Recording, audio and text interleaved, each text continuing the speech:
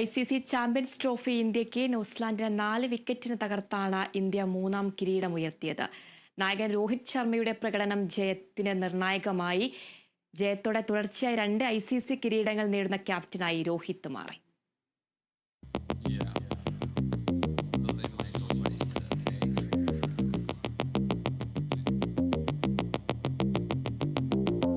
ടൂർണമെന്റിൽ പരാജയമറിയാതെ കലാശപ്പോരും കടന്ന് ഇന്ത്യയുടെ മൂന്നാം കിരീട നേട്ടമാണിത്. ക്യാപ്റ്റൻ രോഹിത് ശർമ്മ മുന്നിൽ നിന്ന് നയിച്ചപ്പോൾ ശുഭ്മാൻ ഗില്ലും ശ്രേയസ് അയ്യരും KL രാഹുലും വിജയത്തിലേക്കുള്ള വഴി എളുപ്പമാക്കി. ന്യൂസിലാൻഡ് ഉയർത്തിയ 252 റൺസ് വിജയലക്ഷ്യം 49 ഓവറിൽ 6 വിക്കറ്റ് നഷ്ടത്തിൽ മറികടക്കാൻ ഇന്ത്യയ്ക്കായി. 76 റൺസ് എടുത്ത രോഹിത് ശർമ്മയാണ് കളിയിലെ താരം. ശ്രേയസ് അയ്യർ 46 റൺസ് എടുത്തു.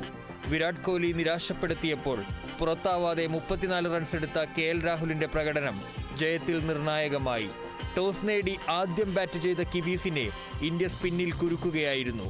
വില്യങ്ങും രച്ചിൻ രവീന്ദ്രയും മികച്ച തുടക്കം നൽകിയെങ്കിലും കൂട്ടുകെട്ട് വില്യങ്ങിനെ പുറത്താക്കി വരുൺ ചക്രവർത്തി പൊളിച്ചു. വിക്കറ്റുകൾ വീണു തുടങ്ങിയതോടെ സ്കോർ വേഗം മന്ദഗതിയിലായി.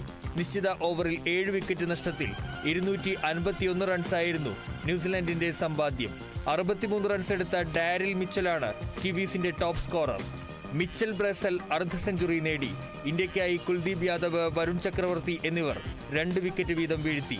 2000 ചാമ്പ്യൻസ് ട്രോഫി ഫൈനലിലും 2019 ഏകദിന ലോകകപ്പ് സെമി ഫൈനലിലും ന്യൂസിലാൻഡിനോട് തോറ്റതിന്റെ മധുര പ്രതികാരം കൂടിയാണ് ഇന്ത്യൻ ജയം.